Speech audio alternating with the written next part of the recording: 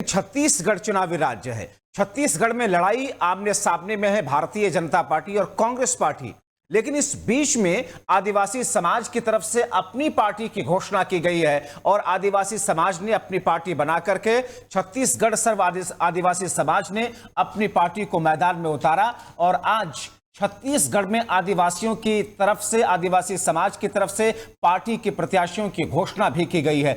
दरअसल छत्तीसगढ़ की अगर बात करें तो प्रदेश में आदिवासियों की संख्या करीब करीब 32% है, लेकिन आरक्षित जो सीटें हैं वो आरक्षित सीटें हैं 29। ऐसे में राज्य में आदिवासी समाज के मुख्यमंत्री की अब बात की जा रही है और यह कहा जा रहा है आदिवासियों की तरफ से कि अगर इस संख्या में हमारी तादाद है तो फिर मुख्यमंत्री आदिवासी समाज से क्यों नहीं हो सकता है। और इसीलिए अब आदिवासी समाज की तरफ से इस किस्म की घोषणा की गई है। क्या आदिवासी समाज के उतरने से छत्तीसगढ़ के चुनावी मैदान में बीजेपी और कांग्रेस की राजनीति पर किसी तरह का कोई फर्क पड़ेगा या फिर लड़ाई सिर्फ और सिर्फ दोनों ही के बीच में बचेगी? क्योंकि आदिवासी समाज जो कि जिसे दलितों, आदिवासियों और पिछड़ों को लेकर के बीजेपी हो या फिर कांग्रेस पार्टी हो, दोनों ही दम भरती हैं, मगर क्या छत्तीसगढ़ जैसे राज्य में आदिवासी समाज से मुख्यमंत्री दे पाएंगी पार्टियां? और ऐसी स्थिति में अब आदिवासी समाज को लेकर के किस किस्म का चिंतन और मंथन किया जा रहा, क्योंकि आदिवासी समाज ने अपनी पार्टी को मैदान में उतार दिया है, प्रत्याशियों के नामों की घोषणा कर दी है। आइए आपको दिखाते हैं और सुनवाते हैं हमारे सहयोगी की एक रिपोर्ट और बातचीत जो उन्होंने किया है इस समाज के, आदिवासी समाज की पार्टी के मुखिया से। पहले वो सुनते हैं। छत्तीसगढ़ में चुनाव जैसे जैसे नज़दीक आ रहा है, राजनीतिक तापमान बढ़ता जा रहा है। जी हाँ, हम बात कर रहे हैं छत्तीसगढ़ का, और छत्तीसगढ़ में इस समय आदिवासी समाज, सर्व आदिवासी समाज ने अपनी एक पार्टी बनाई है, हमर राज पार्टी। तो कहीं न कहीं देखा जा सकता है कि छत्तीसगढ़ में आदिवासी समाज जो एक बड़ा वोट बैंक है, छत्तीसगढ़ में 32% आदिवासी समाज का वोट बैंक, 29 सीटें आदिवासियों को आरक्षित रहती है और 31 सीटें जीतकर विधानसभा पहुंचते हैं। अब आदिवासी समाज खुद मैदान में है। आइए हम बात करते हैं कि इस बार किस तरह का माहौल है। इस बार पहली बार आज़ादी के बाद अच्छे माहौल में हम चुनाव लड़ने के लिए उतर रहे हैं और आज हम लोग पहली बार अपनी पार्टी हमार राज्य की ओर से 19 प्रत्याशियों का नाम घोषित किए हैं और समाज में इसका अच्छा रिस्पांस है और आगे भी रिस्पांस मिलेगा। देखिए, आप लोगों ने जो पार्टी बनाई, आप कहते हैं कांग्रेस और बीजेपी हमारे लिए कोई काम नहीं किया, वो हमको जरा बता दीजिए को कौन से बिंदु थे और कौन से काम नहीं किया गया।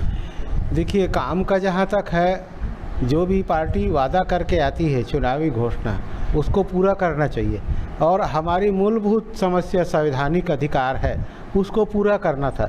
लेकिन 77 साल में ये दोनों पार्टियाँ आदिवासियों के अधिकारों को और इनके जो मांग है उनको देने में, अपने घोषणाओं को देने में असफल रही है।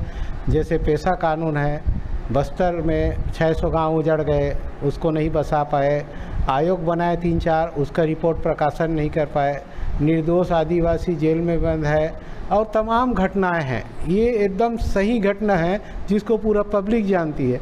और यहाँ तक इन लोग तो झीरम घाटी में इनके नेता शहीद हुए हैं, उसकी जांच नहीं करा पाए 5 साल में, तो ये आम जनता क्या काम करेंगे। इसलिए आदिवासी समाज से सत्ता की ओर जाने का प्रयास किए हैं और अब किसी पार्टी के विश्वास न करके स्वयं की पार्टी बना ली है। जो गांव में ये नारा गूंज रहा है, अब की बार आदिवासी सरकार, लड़ेंगे जीतेंगे, आबाही हमार राज, इन नारों के साथ गांव-गांव में ये आंदोलन चल रहा है और बिना किसी रोक टोक के, और जो भी सामाजिक पद है उन लोग काम कर रहे हैं, जो राजनीतिक है उन लोग भी पार्टी बड़ी मात्रा में छोड़ रहे हैं और इसमें शामिल हो रहे हैं। आपने रिपोर्ट देखी और बातचीत आपने सुना। ऐसे में श्री प्रकाश तिवारी हमारे साथ जुड़े हुए हैं। श्री प्रकाश, जिस तरीके से हमार राज पार्टी की घोषणा की गई, प्रत्याशियों को मैदान में उतारा गया, अब पहला सवाल यह है कि क्या इस पार्टी के मैदान में उतरने से किसी तरह की राजनीति में उथल पुथल होगा? कांग्रेस और बीजेपी पर कोई फर्क पड़ने वाला? देखिए, जब्बार, सबसे पहले मैं अपने दर्शकों को बता दूं कि छत्तीसगढ़ में आदिवासियों की एक बड़ी संख्या है, 32% आदिवासियों की संख्या है, 29 सीटें आरक्षित हैं, 2 सीटें ऐसी हैं जहां पर आदिवासी जीत के आते हैं, यानी 31 से 32 सीटें आदिवासी जीत कर आते हैं। एक बड़ा वोट बैंक छत्तीसगढ़ का है।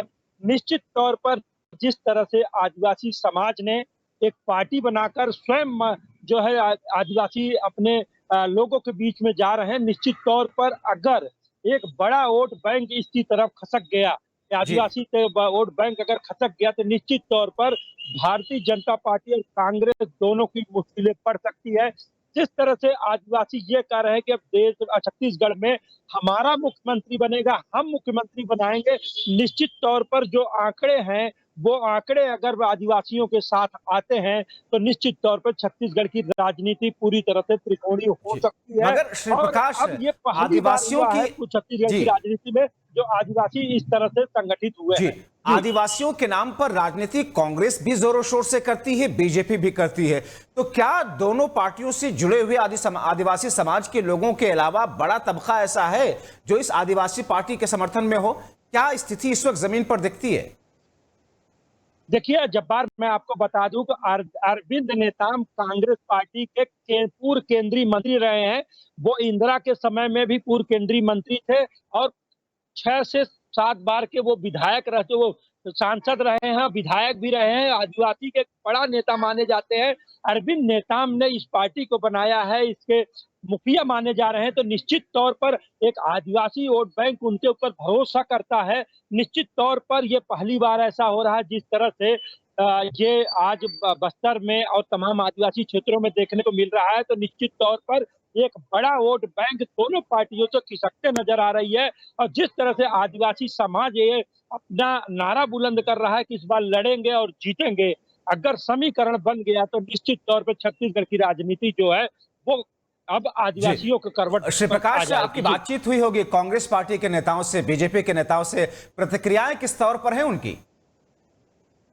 निश्चित तौर पे अभी हमारी बात कांग्रेस पार्टी से हुई। जिस तरह से उन्होंने कहा कि हमारी पार्टी ने आदिवासियों के लिए बहुत काम किए हैं। ये कुछ लोग हैं जो आदिवासी के लिए राग अलाप रहे हैं कि अब आदिवासी आएंगे, लेकिन हमारी कांग्रेस पार्टी ने आदिवासियों के लिए काम करी है। वही भारतीय जनता पार्टी भी कर रही है कि आदिवासियों के हितैषी हमारी पार्टी है। हमने राष्ट्रपति आदिवासी बनाया है या तमाम चीजें जो हैं हम आदिवासियों के फेवर में काम कर रहे थे, आदिवासी हमारे साथ है। लेकिन दोनों पार्टियां अपने तरीके से कर रही कि आदिवासी हमारे साथ है, लेकिन जिस तरह से आदिवासी मुखर होकर आज दोनों पार्टियों का विरोध कर रही है, यानी कि इस चुनाव में खेल बिगड़ सकता है अगर आदिवासी समाज एकजुट होकर के इस हमर राज पार्टी के समर्थन में जाता है, वो आगे बढ़ता है। बहुत शुक्रिया श्री प्रकाश तिवारी इन तमाम जानकारी के लिए। तो एक ऐसी स्थिति जो कि अब राजस्थान में माफ कीजिएगा छत्तीसगढ़ में जिस तौर पर दोनों ही पार्टियों का खेल बिगाड़ने के लिए आदिवासी समाज आगे आए हैं। सवाल यह है कि जमीनी स्तर पर कितना दखल होगा इस राजनीति को बिगाड़ने के लिए इस हमर राज पार्टी का, क्योंकि 32% है इनकी आबादी। छत्तीसगढ़ में अगर टोटालिटी में देखें 32% आबादी है, 29 सीटें इसमें आरक्षित हैं आदिवासियों के लिए। ऐसे में आगे आने वाले वक्त में चूंकि चुनाव का ऐलान हो चुका है और तमाम पार्टियां किल काटी दुरुस्त करने के अगले मरहले में अगले स्टेज पर पहुंच चुकी हैं, ऐसे में यह पार्टी कितना अपना योगदान अपनी पार्टी को जिताने में कर पाती हो देखना बहुत ही महत्वपूर्ण होगा। बहरहाल इंतजार करते हैं कि आगे छत्तीसगढ़ में होता क्या है।